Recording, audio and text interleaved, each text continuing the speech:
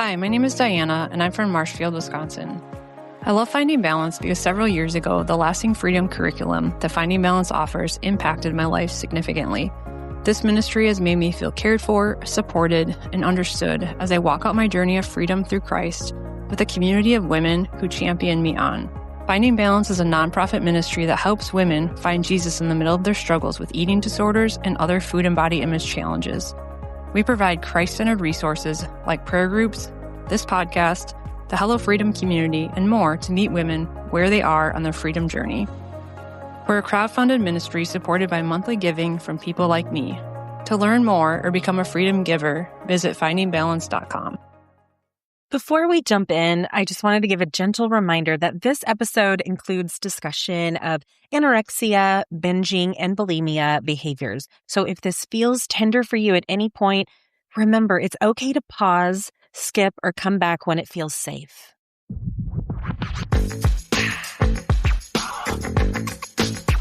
Hey friends, it's Chrissy Kirkman, and welcome to the Old School Food Freedom Podcast, where we are about to kick it as old school as it gets with how God created us to live, which is free. Free from dieting, free from food rules, free from shame, body shame, any kind of shame, free in Christ. So today, my friend Jayme Muller is here with me to share her eating disorder recovery story. We're going to go there, and we're reflecting on how God brought freedom and is now using her story to bring hope to others. Friend, I invite you to listen with grace for yourself and curiosity for what God may want to meet you with today. So Jayme, welcome to Old School Food Freedom Podcast.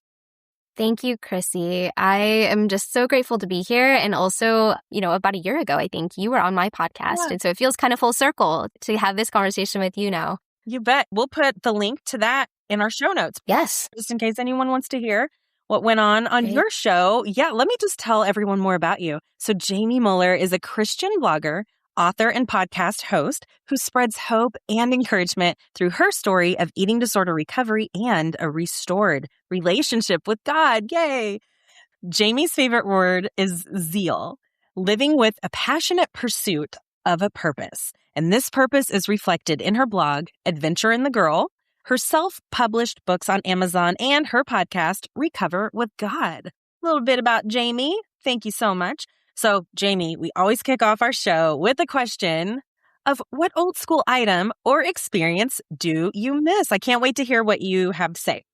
I grew up in the 80s and early 90s. Yeah, so I was born in 83. So Full House is still one of my all-time favorite shows. I miss that. I miss actually being able to watch a brand new episode every Friday. That was something we really looked forward to. And being young and kind of being the same age as the characters on the show. And it was just, I know you can watch reruns, but it wasn't the same as just waiting every week with bated breath to see what the story was going to be next. So that probably be the one thing I really miss, just nostalgic.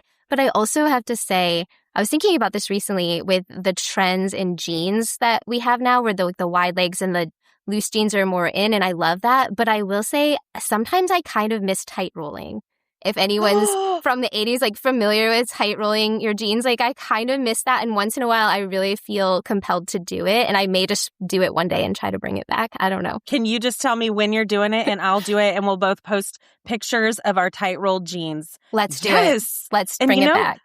They tried to bring it back, I think, a few years ago, but the kids were calling it California roll. I'm like, homie, it's tight roll. What are you doing? Not the same thing. It's not the same. And it was around the same time they were trying to bring back the Running Man, but it was not the Running Man that we used to dance to, like the dance that we used to do. It was like something totally, I'm like, friends, this is not the actual Running Man. No. Let me show you. And this was back when I was working on the playground and everything went down on the playground. And so I would just do the Running Man.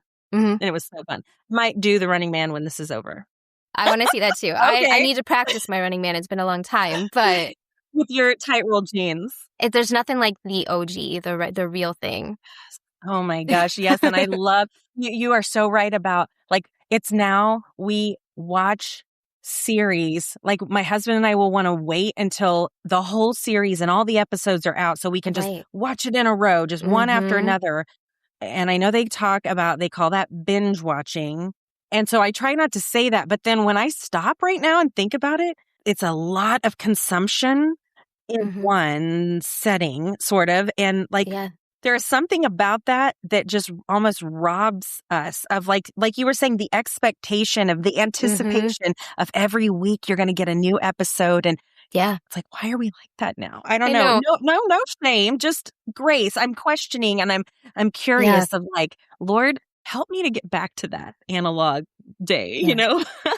Right? Right. Right? I know it's that instant gratification that I think, we all want. And there is something about, oh, I just cannot wait until a whole week. That seems like forever, but it's really not. But it does. It teaches us a lot about patience and about just valuing something a little more. I mean, yes, sure. I love to binge a Netflix show myself, but I am actually really glad that a lot of the other streaming platforms don't post the entire series all at the same time or the entire season because, whether it's like Apple or Amazon Prime, you have to wait sometimes. And it's kind of nice, even though I'm kind of like not happy with it Right, too. right. Oh my gosh. Well, today, Jayme, let's just start old school for you. You said you were born in the Yeah. early 80s. And so what was life like before food became a struggle for you? Let's just start there. Yeah, it was simple. I was thinking about that too, just with the old school question where I played outside a lot. I read a ton of books, couldn't put them down. And I just enjoyed life without a lot of technology. My family, we did not have cable TV. So that was a luxury as well. If we went to my grandparents' house, we did not have any video games. That was all at my grandparents' house. So those things were a special treat. So at home, it was just reading, playing outside, and just, really enjoying life. And it felt so simple. And I never thought about my size. I never thought about anything like that. I didn't really look at other people that way. It was just, I did have a relationship with Jesus from a very early age too. I grew up going to church probably right after I was born. And I became saved when I was about 4 years old, where I, gave my heart to Jesus, a very childlike faith. And that was something that I never really questioned. But I will say that growing up, I went to this Christian summer camp every year. And when I was about 12, I remember that year, there was just something in one of the messages that we heard where I understood that I could have a really strong relationship with God. There was more than just believing that Jesus died for my sins, believing that I was forgiven, that I would go to heaven. But I kind of really understood that it was sort of a two-way thing. And I needed to participate in that. So that really opened my eyes a lot to see just where my faith could go. And that was just a really pivotal moment, I think, for me in my faith journey. But yeah, overall, I was one of those like A students, the good girl. I was always trying to follow the rules. Looking back now, I'm like, boy, I was a perfectionist, at a very young age. I just kind of grew up, being like that type A person. So you said something about books. You were reading a lot of books. Were you part of the Book It program with Pizza Hut? Yeah? Yes, absolutely. Old school. Absolutely. It's so funny because right when you said reading, I couldn't put books down. I was reading, and I immediately thought 80s, Book It, and super fun. No, that took me back too. I forgot about that. Right. So when did you really first notice your relationship with food changing? Yeah, right after high school. So like middle school, I don't remember really thinking about my weight. I think in middle school is where I started to notice people's sizes a little bit. I would never consider myself overweight, underweight, anything. I felt like if I had to, and I hate labeling anything, but I was like just very like average. But I started to notice like there were girls smaller than me. There were girls, obviously like shorter than me, tinier. And again, it wasn't something where I remember feeling jealous or feeling the need to be like that. I started to be aware, I think, of that. And then between my freshman year and my sophomore year of high school, when I decided that I could maybe just lose a couple pounds. And it felt really innocent. Everybody talked about dieting. I mean, this was still back before the internet, before social media. So I'm thinking like stuff I saw on TV, movies, magazine covers, things like that, where you see like the lose 5 pounds, lose 10 pounds. And it just seems so simple, so easy. Like everybody's doing it, nothing wrong with it. And I thought, why not me? And I think one of the reasons, if I really had to evaluate it, I think at a very young age, I learned that I kind of needed to earn my worth and value in those things. And so being a good student got me praise.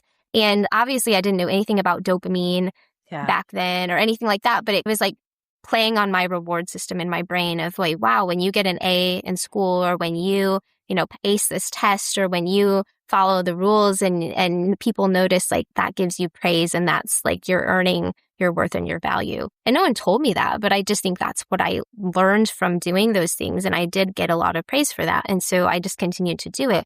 Well, obviously, as you get older, being like what I would call myself as a nerd, or being, that good girl, that doesn't really seem to work in high school so much. Like that can almost be a detriment, I would say, in some cases. And not that I was ever bullied, or that never happened. Like everyone was so kind, but I think I started to see like that's not enough to be, noticed or to be understood. I kind of felt misunderstood at times because I was so bookish, or, kind of like that nerd girl. I was like, how else can I get people to notice me? How else can I feel like I matter in this new culture that I'm in high school? And so to me, that was losing a little bit of weight, because it seemed to me that the girls who were smaller than me, they were just more outgoing. They seemed to have more friends.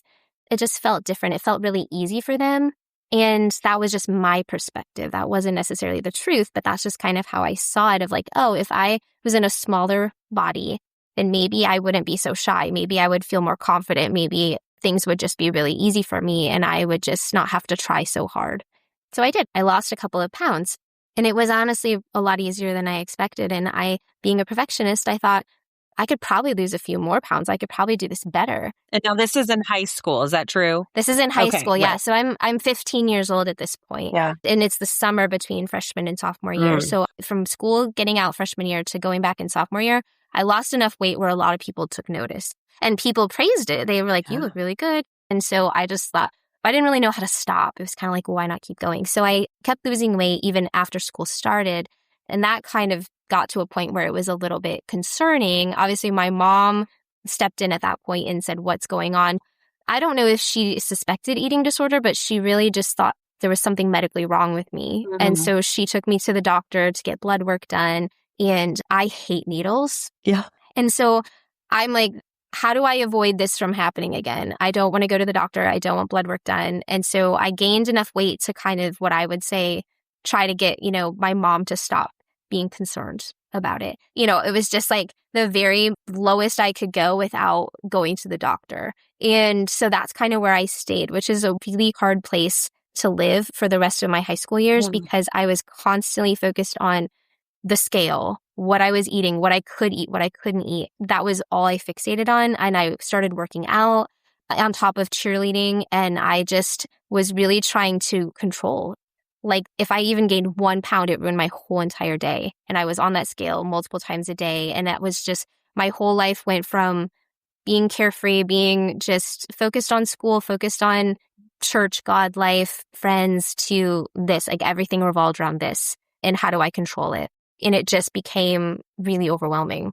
Oh my gosh. So it sounds like it slowly developed over time, got a little more intense. Then these new patterns and loops started happening, and it really became where it affected your daily life. Absolutely.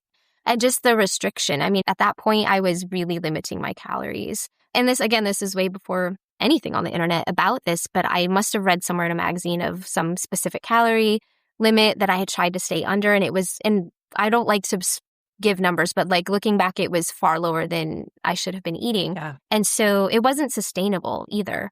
So throughout high school, I was really in a restriction mode, never diagnosed with anorexia, but honestly, I possibly could have been. I don't know, but I was really restricting. And it got to a point, though, that wasn't sustainable. And then I started binging once in a while.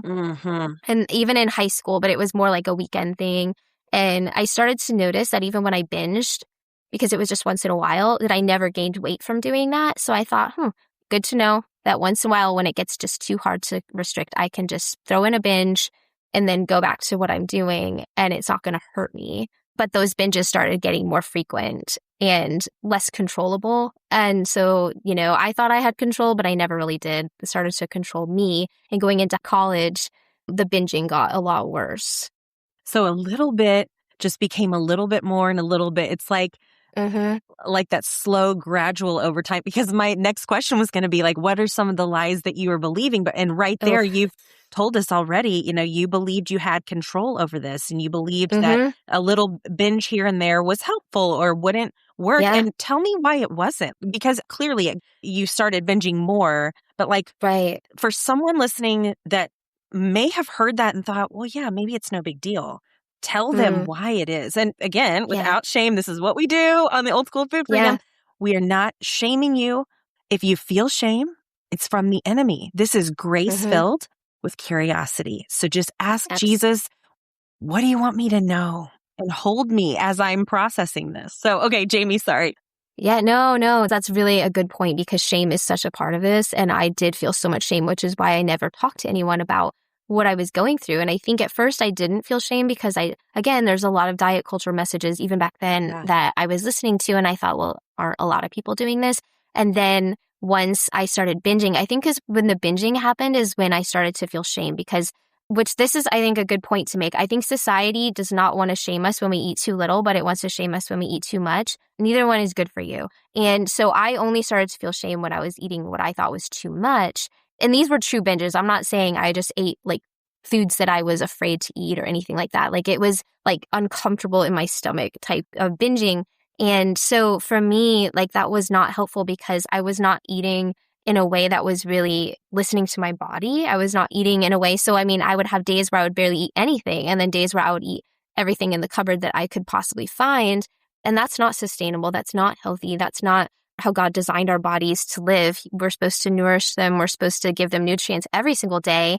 And granted, yes, there are going to be days where you eat more than other days, and that's okay. But the way that I was doing it was very extreme, and it was, again, not sustainable. And I mean, the days that I would not eat, I would feel so weak and lightheaded, and I didn't even want to move. And then, of course, when I ate too much, I kind of felt like I didn't want to move either. And so it was hindering my everyday life. It was hindering my ability to like do active things. It was hindering my thoughts of just all I could think about was this binge instead of other things that I needed to focus on: school, Jesus, life, family, friends. It gets to be very isolating. Binging is a very isolating thing. So that's like where it's just not helpful, in my opinion.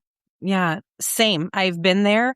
There is so much secrecy, not even a healthy privacy. It's like sneaking around and hiding the evidence in the trash can of, packages, and feeling miserable, and almost like I remember there'd be times where like even unbuttoning my pants is like now not helping. Like my stomach feels like it could pop because I just ate so much because I had restricted so much food for so long. And like, your brain isn't functioning right, And it's interesting that you're saying, going from either one, there was a lack of movement. It's just so interesting. Like, I don't even know if I even paid attention to that before. Yeah, during those times, I really couldn't move. But then I also, after a binge, once I was able to move, I would over-exercise. So before I actually had full-blown bulimia that people would mostly consider today as like, throwing up. And I didn't know it at the time, but I was going through exercise bulimia. And so after a binge the next day or even later that day, I would work out for hours. As much as I could fit into that day, I was over-exhausting myself to try and at least burn off as many of those calories as I could, knowing that I probably didn't burn them all off, but I was just trying to mitigate what I had put myself through. And so that was a cycle as well of just excessive working out. And that's also not sustainable. It's horrible on your body. I honestly felt horrible. And I'm here in my early 20s at this point in college, and should be at, probably peak of my life. And I just remember feeling completely miserable through all of it, but I still did it to myself.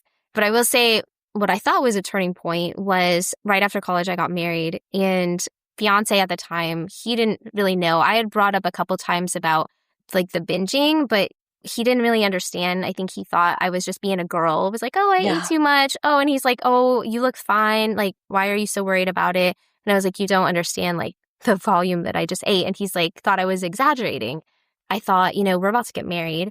I'm about to live with him, and I need to fix this before we get married because he's going to find out. Again, the shame kind of pushed through and made me think I need to change some things. So in my own strength, I would not say I did anything with God at this point. I just was like, I have to stop binging. And so I did. So I did try to eat a little more, but I still think I was under probably like a normal calorie limit for what I needed. So I did stop binging. And actually, because I stopped binging so much, I lost some weight because at that point I had gained weight. And so no one really, like my mom wasn't concerned. People weren't concerned because I didn't look underweight at that point. So after I stopped binging, I did lose a little bit of weight. And then people started getting concerned again.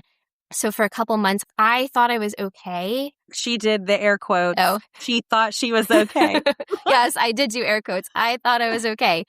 And that was like about the time when I got married. And then like a couple months after I got married, I started binging again. And that's when the first time I threw up because I actually felt so physically uncomfortable that I was like, I need to get rid of some of this. And so I threw up. And that's where another lie popped into my head because I had never wanted to throw up. I remember in the past thinking I could never do that. Like I would never do that and never say never because the devil will take any minor foothold you give him and he will work with that. And so I did throw up.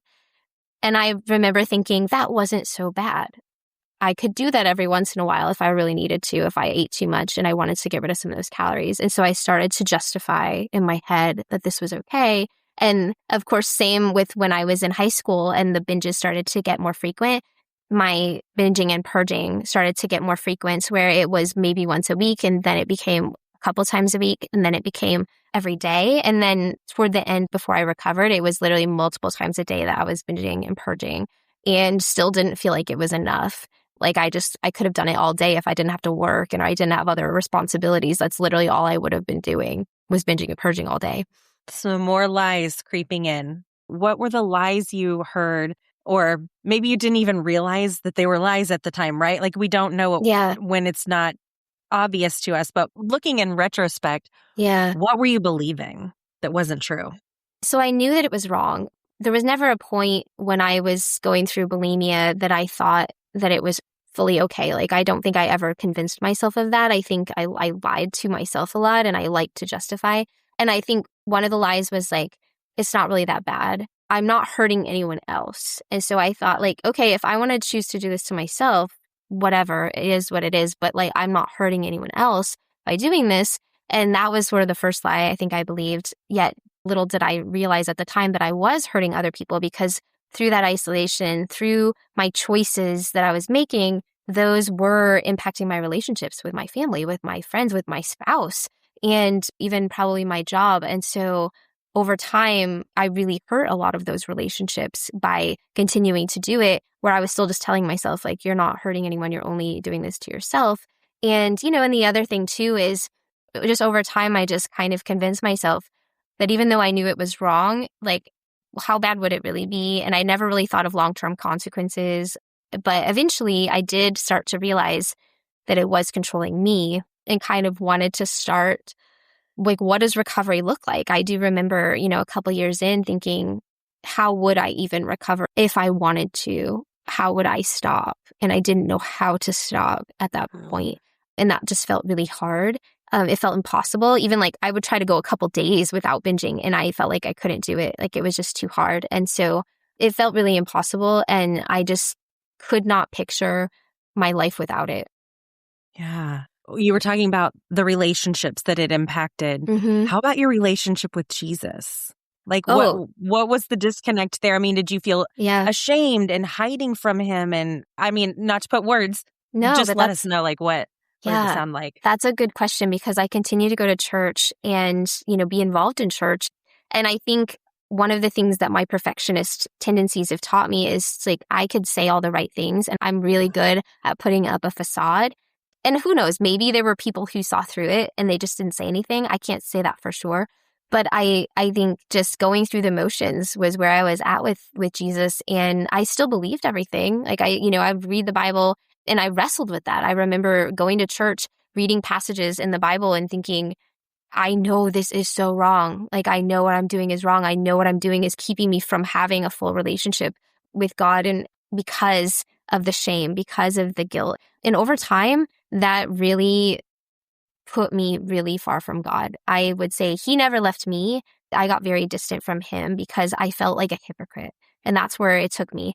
I mean, there were definitely times where I prayed like, Lord, take this from me, Lord, heal me, all those things. But, deep down, I wasn't willing to let it go. When you pray prayers like that, God heals in many different ways. It's possible, but I think that, I didn't pray with a willing heart to let go of the things that I needed to let go of.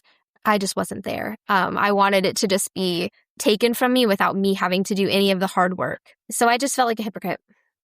Yeah. Friend, if that resonates with you, if you can see yourself in that part of the story, just ask Jesus about it. I just pray right now that you will not turn away or run from it or feel the shame and let it encapsulate you, trap you. Yeah. There is freedom available here. And I feel like the more the shame comes up, it's like the more the enemy's trying to get you to get stuck there because he doesn't want you to know this truth. He doesn't want you to see the light and lean into what is true about you, what God says is true in his word and his scripture. And there's grace for this. I mean, eating disorders are a mental health issue. Absolutely. We have learned a narrative from diet culture, from the world that has told us a lot of stuff that is just complete crud, just complete lies. And the more we believe them and lean into them and practice, do things in our lives, that leads down a path that is opposite of what God's word says. The deeper we get, but there is freedom. I wanted to pause and say there is freedom. Yes. Please lean into it. Yeah. If you've been wondering if your struggles with food are normal or if you need help, but you're just not sure where to start, we have created a brand new free eating issues check-in just for you. So this is a confidential tool that helps you understand your relationship with food and eating. And when you're done, you'll get instant, personalized results showing where you are now and what kind of support might help you. Plus, we're going to connect you with Christ-centered resources matched to your specific needs. So this just takes about 10 minutes, and it could be the brave first step toward the freedom you're seeking. So if you are ready to find out where you stand, take the Eating Issues Check-in at FINDINGbalance.com. So here, Jayme, I was going to ask you, what kind of support or treatment did you receive when all of this came to, and maybe you can tell us, what did it look like when it came to that point? Yeah. So as I mentioned, I was married at the time and it ruined my marriage, actually. I ended up divorcing my husband and I got to a point where I felt so isolated with the eating disorder. I felt so honestly out of control because I was that being that, that good girl, that person who is normally always very compliant. I divorced my husband and I decided to move to another state. I quit my job. I actually left him for another man. It was just a whole mess. My life was a complete mess and I was just going through something without God, obviously. And I moved to Florida. I had no job. I had to find another job. I started dating this atheist and I didn't go to church because I thought, well, he doesn't want to go to church and I'm feeling like a hypocrite here and I can't face God at all because I not only have an eating disorder, but now I just left my husband. I just left my family. I just left my whole entire life because I thought somehow that maybe that would just help me by just starting over, let's just start this over. And sure, of course, that did not help. That didn't do anything. I think I was lying to myself at that point, thinking that I was going to be going through recovery. And I thought that, I did stop binging for about 3 months at that point. But it was all in my own strength. It was all because I was like, oh, I have to start over. I have to do this my way. And it was all my way. And it didn't work. And it completely exploded in my face. But God is so gracious. And that's what he kept showing me because this atheist that I was dating, I remember we were driving one day and we went past a random church and he said, the reason that you stopped going to church, I know you used to go. If the reason you stopped going to church is because you don't want to go by yourself, I would go with you, even though I don't believe it. Wow. And I Wow. thought, where did that even come from? We weren't talking about church. We just happened to drive past one. And that's the only thing that I could think that triggered him to say it. And I knew it was God. I knew it was God kicking me in the pants. I said, okay. So to answer your question about treatment, when I moved to Florida, my mom was very concerned because that's actually the point where I revealed to my family that I had an eating disorder, even though they kind of speculated. I was like, hey, I have an eating disorder, but also bye, I'm leaving. I'm going to Florida. I'm 30 years old at this point. And my mom said, you're going to counseling and I will pay for it. She went online, she found a Christian counselor where I lived and she paid for it. She said, you're going. And so, of course, like, this is one of those things where I wasn't the one who chose it for myself. So I did go. I mean, I was at a point where I thought maybe I was ready to recover, but clearly I wasn't there yet. And so I saw this counselor for a couple of months, I believe. And, we talked about a lot of things, of life things, and that felt okay. But once we got into the eating disorder part, I was just really uncomfortable. And I just decided not to see her anymore. She's like, hey, I think you should start seeing a dietitian too. And I thought, okay. And then I just quit. And I just wasn't ready. It wasn't because counseling was wrong. And I think also I knew that this specific counselor, she had not had an eating disorder herself. And that was something for me, I needed to feel understood. I needed someone who got it completely, and I did not feel that she did. Now, I know that's not everyone's case. Some people, you could see a therapist, a counselor, a dietitian, and maybe they have not struggled with an eating disorder, but they can still help you. There's definitely still help in those spaces. But for me, that's what I needed. And I didn't know enough about counseling. I'd never been before to even think, well, I could try to find someone else. And I think part of me also thought, well, are there people out there in this profession who have been through an eating disorder? I mean, no one seemed to ever talk about eating disorders, especially as in the Christian culture. So I thought I would never probably even find one. And that was kind of before a lot of things were online. Now, I mean, you could probably find someone online. Back then, I didn't know that was even really an option. So I just quit. One of the things I got out of that counselor, which is really interesting, is I remember the day when she asked me, she's like, I know you just moved here. Are you going to church? And I said, no. I haven't found one yet. I kind of just passed it off. And she's like, oh, well, do you need any recommendations? And I was like, sure, give me what you got. She listed off the names of 2 different churches. And I just remember thinking, whatever, I'm not going. But I just was like, oh, thank you, And so weeks later, when my boyfriend, who's an atheist, brought this up in the car, the name of one of the churches that she had mentioned to me popped in my head. And I said, okay, God, I will go to that church next Sunday. And I did. And that's the church that I ended up staying at my whole years in Florida. And it was life-changing, I have to say. I mean, I did not recover right away when I started going back to church. I want to make that clear. Like, I was obedient to go back to church because I knew God was telling me to. But it still took like a year and a half after that point before I actually was ready to recover. But God continued to work on me. And he did that because I was putting myself more in a Christian space. I was listening to his word. I started to, kind of learn more about his grace. And so it was just a step that I needed to just get back to him, get back to the word. And he continued to work on me and kind of peel away and chip away at the lies that I was dealing with. What I heard that you didn't totally say, but what I heard and felt was just how Jesus pursued you in the timing and in the way that you needed. He wasn't forceful. He wasn't like, here's your checklist and get it together. I mean, like, that is not the Lord that we love and serve, that loves us. He met you where you were, and he slowly, gently, lovingly was alongside you for this, and really in his timing, but also in the timing that he knew you needed for this to go deep.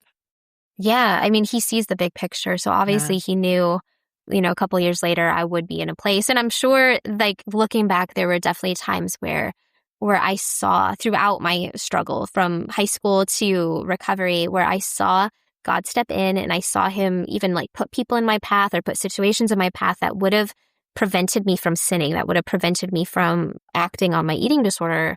And I still did it anyway. I would actually get mad at God a lot of times. I would actually see, I'm like, ugh, why did this happen? And I would sometimes just get mad, almost like, why are you helping me? Yet, at the same time, kind of wanting the help. It's like you want help, but you want your help your way. Right. And I had to just get to a point where I was able to accept help God's way instead of the way that I thought it should look like.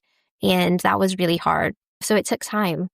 It's that control aspect coming in, like that, the voice of control. I want it my way. And because in my story, that's where I felt like I was in the lowest pit of eating disorder, dieting, body image hell. And I would crawl my way up out of this pit after praying, Lord, rescue me. And then if he didn't do it in the next 5 days or 5 minutes, fine, I've got this and I'll do it myself. But then when I did a full stop, full surrender, I refused to climb up out of here again. I am done. You have to help me find freedom from this is when everything really shifted. So he was with you. Were there any specific like scriptures or spiritual practices that sustained you? You mentioned to me previously about surrender, but like, where does that come in? Yeah. So I think there wasn't a specific scripture that came to mind during this time, but I learned a lot more about grace. And I grew up hearing about grace. And I think it's one of those words that, as a Christian, you think, oh yeah, I understand what it means. It's getting what you don't deserve. And I could recite that. I could tell you what it meant. But until I experienced it, I didn't really fully understand. And so when I went back to church, obviously a lot of the Bible covers grace. And so pretty much anything to do with grace really started to resonate with me because I also had this guilt about my divorce as well, which I think a lot of Christians carry, just the way that I left my ex-husband and I felt so much shame in that too. And so there was this like dual purpose for the grace of God saying like, my grace is big enough for anything that you have done. And I had to believe that and I had to trust that and I had to accept it for myself. And so I started to do that. I started to accept like God still loves me even right now when I've already been divorced. He still loves me even now as I'm still binging and purging. Like God still loves me. Like he wants me to still be, talking to him, praying to him, reading my Bible. So I think like just over time, that was one of the biggest things of like my spiritual journey of just understanding grace, because I think that's where we have to be. Like when you're thinking about recovery,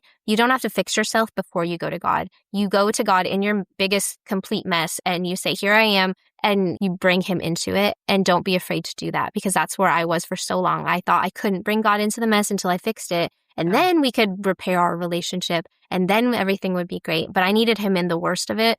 And he met me there. And so in terms of surrender, I really came to a point. As I said earlier, there was a time when I could not picture my life without my eating disorder because it was such a part of me. And I got to a point where I was just physically, mentally, spiritually exhausted. Like everything just felt too hard to even go on. And I got to a point where I didn't want to picture my life with it anymore. I wanted to see a future where I didn't have it. And I didn't know what that looked like. I knew it would be probably the hardest thing I ever did. I knew it would be scary. But the thought of living with it for the rest of my life actually started to scare me more than the thought of dealing with all of the unknowns of going through recovery. Like, I just didn't want to live with it anymore. That just seemed so scary to think this is my whole life. I'll be 80 years old, still throwing up in a toilet. I didn't want to do that. And so I don't know exactly what I prayed to God, but it was something of this surrender of like, God, I've tried everything myself. It's not working. Like my way is not working. I don't know what your way is going to look like, but it has to be better than this. Like it just has to, like whatever the outcome is, whatever is on the other side, it has to be better than this, because I'm literally at rock bottom. I'm literally exhausted and I just can't. So I don't know what's next. I don't know. And he actually led me to this book online that's not a Christian book, but it's called The Bulimia Help Method.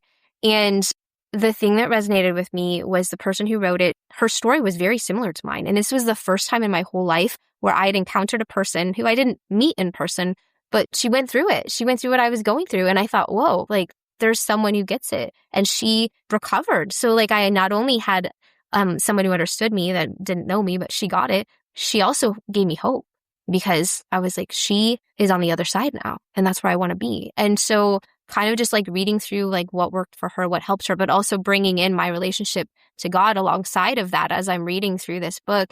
That was what I needed at the time, and God knew that's what I needed. That may not be what everyone needs, but God knew me so personally that he knew that book would be exactly what I needed to just go to that next level with him.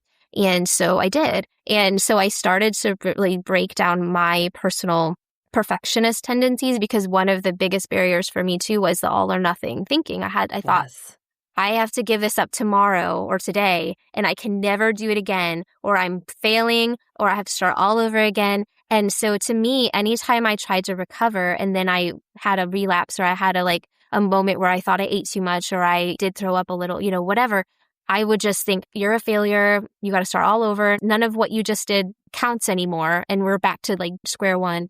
Then that's not true. I mean, recovery is such a process of little mini baby steps, and it all counts. And sometimes it's like, even if you go back, like, what did you learn from that? Right? Like, I just did something I didn't want to do, but why? What triggered me? What, kind of getting introspective. And so it really forced me to say, like, like letting go in little pieces and knowing that God was giving me grace to do that, to like let go of like, okay, so I didn't binge for one day, but then I binged again. Well, now maybe I could go 2 days. And so I kind of started to do it that way where I was like, let's see how many days in a row I can go. And if I binge again, that's okay. Like just keep going instead of starting over. And so that changed my mindset a lot. And it got to a point where I went like 6 days without binging and purging, but I'd always like binge like the 7th day because I kind of going back to what I did when I was a kid, like that weekend binge. It was hard to let go of like not having that one weekly binge because I thought that's not too bad. I was trying, the lies were trying to justify it. And I thought, no, I need to let go. So I wanted to see if I could go a whole month. And I don't like to say giving ultimatums is always the best way, but I wanted to see if I could do it, but I just wanted to live again. And so I had lost who I was. Like eating disorders just destroy your identity. They take it away from you. And I didn't even know who I was anymore. Like what would I do with my free time if I had free time? I didn't have any money because I was spending all this money on binge food. So I was like, what would I do if I had money?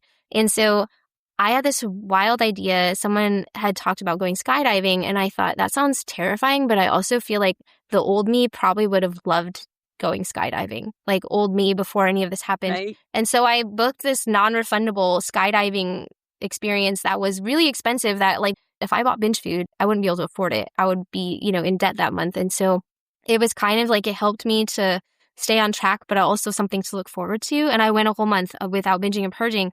I jumped out of a plane and I remember the feeling when I jumped out of that plane. It felt like so much physical freedom to just spread my arms out and like be 15,000 feet in the air. Ugh. And no, like nothing weighing on you whatsoever. You're literally free falling. And I just remember like literally being in the air, looking down at the earth below. And I thought, this is what freedom feels like. But it was really symbolic of like the month that I had just spent not binging and purging. And I just remember thinking, I can never go back to not feeling free again.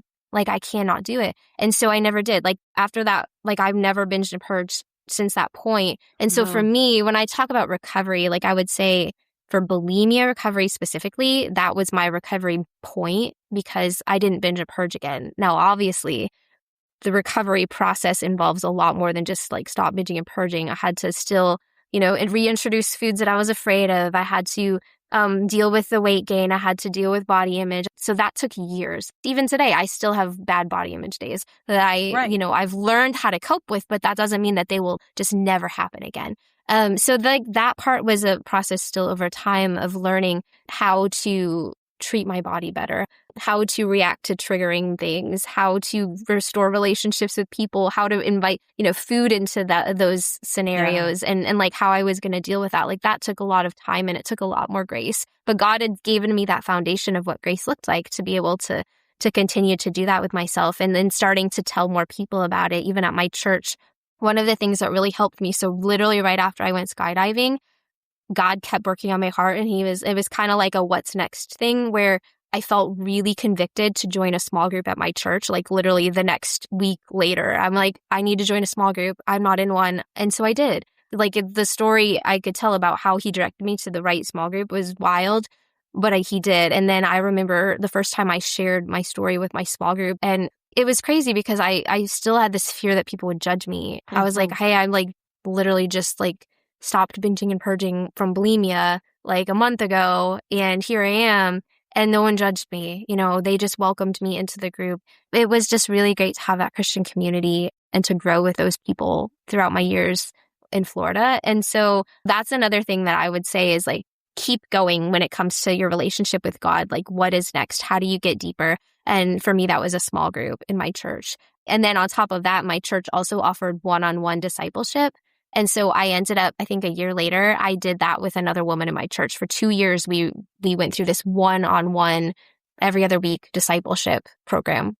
That's so neat. And it's just like having Jesus at the center of it, coming together with that in mind is such a game changer. Oh, so good. Yeah. So as we wrap up, what does freedom look like for you today? And like, how is God using that freedom in your life?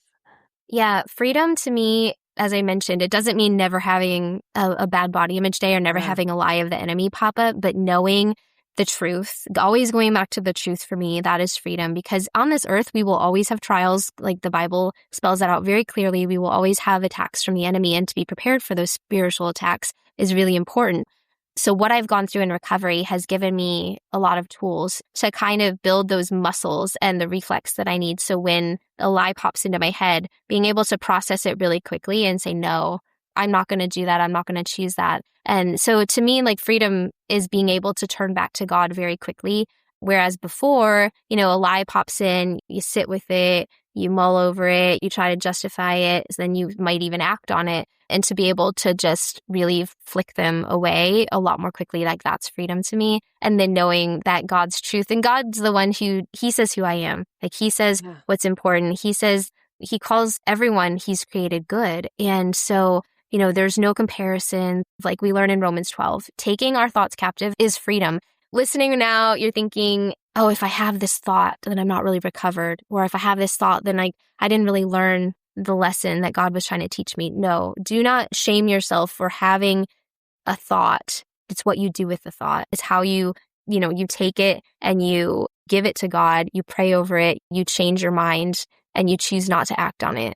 And disagree. You don't make an agreement with the lie. You disagree and it's like, nope, that's not what God's word says at all. Yes, you reject it and move forward in agreement with God's word. And it takes practice. This is so good.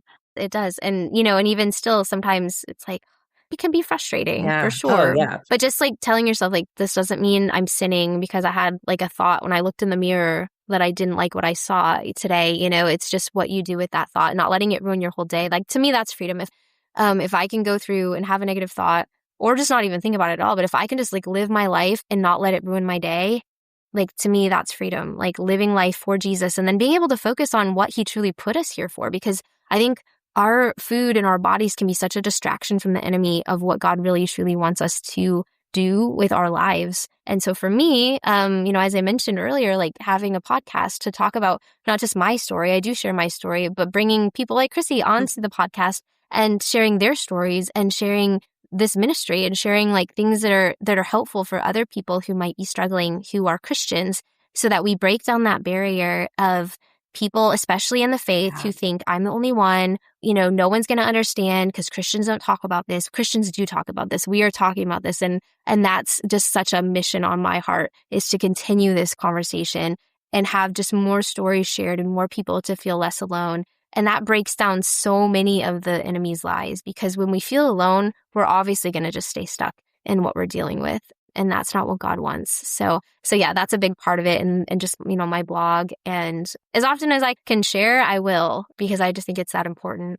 So good. Can I ask a question? But you had talked about your atheist boyfriend. Can you tell us the scoop on that now? The skydiving story, like literally a lot happened in that week, I would say. He had started going to church with me, like I said, and he originally didn't believe it. Well, then he had started to kind of believe, and I thought, oh, this is really great. Well, he kind of flipped the switch right around the time I went skydiving, and suddenly he stopped. He's like, I don't believe this anymore. And then to me, and I don't know if, God's timing is his timing, and I can only assume that it was another conviction for me to say, like, you need to get out of this relationship. And so within the month after I went skydiving, I broke up with him, and I had to move out on my own because I was living with him also. And that was also really interesting because like I had just, stopped binging and purging, and now I was going to be living on my own. The accountability there for me to like, hey, I'm by myself. No one would even know if I did this. I still did not give in. And that was a really big test for me to do that. So I broke up with him. I was single for 3 years. And then while I was living in Florida, learning who I was again, traveling a lot, ended up having a remote job at some point. And I felt God telling me to move to Knoxville for my sister. This was in 2019. So I did. I ended up moving to Knoxville, and I met my husband here after I moved, my now husband. Yeah. We met about like 5 months after I moved here. And I was not looking to date. Like, honestly, that was another thing God had started to work on my life in, was about like relationships with guys and pursuing him instead of looking for another relationship. And so I moved to Knoxville. People were like, oh, maybe you'll find your husband. And I was like, I don't want to think about that. If it happens, okay. But then it, and then it did. And then what's really funny is eventually my sister ended up moving from Knoxville. She doesn't live here anymore. Oh, wow. But I still do. And so, because my husband grew up in this area, so it's just been really sweet to see how God orchestrated all of these things. And I think a lot of it is just like learning to say yes to him and surrender. Because even moving to Knoxville, I loved living in Florida. I was not prepared to leave. I had the great church there. I had my friends there. I just felt like my life was just in a good spot. And then God shook it up. And he's like, no, like you're going to go somewhere you've never even been before. And I just really want you to be there. And so there are a lot of lessons in between. But God has just been so faithful through it all. Love it. Oh, I'm so glad I asked. And thank you, because there was this looming thing. I don't know if anyone else heard it, but I was like, I got to know. I'm sure. Like, inquiring minds want to know. Anyway, thank you, Jayme, so much for being on and just being so open and vulnerable. And friends, I really encourage you to go out and check Recover with God, Jayme's podcast. And you can find other links to connect with Jayme in our show notes. And we'll drop that episode of your podcast that I was on. We'll drop that down there if you want to hear it. And then there's other resources that we've mentioned that you can find as well. So thanks so much, Jayme. Thank you very much for allowing me to share and just giving the space and just for all that you do to help those who are struggling with whatever you're struggling with. We all need freedom. I love your mission here. As we close, I just want to remind you that you don't have to walk this road alone. If today's conversation stirred something in you, please be gentle with your heart and reach out for support. Finding Balance is here to walk alongside you with Christ-centered resources, prayer, and community. And the Christian Treatment Finder can help you explore Christ-centered treatment options if you need additional support. Friend, freedom is possible and help is available. Thank you for listening to the Old School Food Freedom Podcast. For over 20 years, Finding Balance has been helping people walk in freedom by discovering where Jesus fits into their struggles with food and body image. If you want more biblical truth and encouragement, head on over to FINDINGbalance.com and subscribe to our free daily vitamin devotional. While you're there, explore our Christ-centered Lasting Freedom online course and small group tools. You can help keep this ministry going by donating today at FINDINGbalance.com. See you next time. The content in this podcast is for informational purposes only and is not intended to diagnose, treat, or prescribe a particular course of action. If you have or suspect you may have an eating disorder, please consult your healthcare provider. If you desire to receive faith-based care, visit ChristianTreatmentFinder.com to browse professionals with a Kingdom campaign against eating disorders.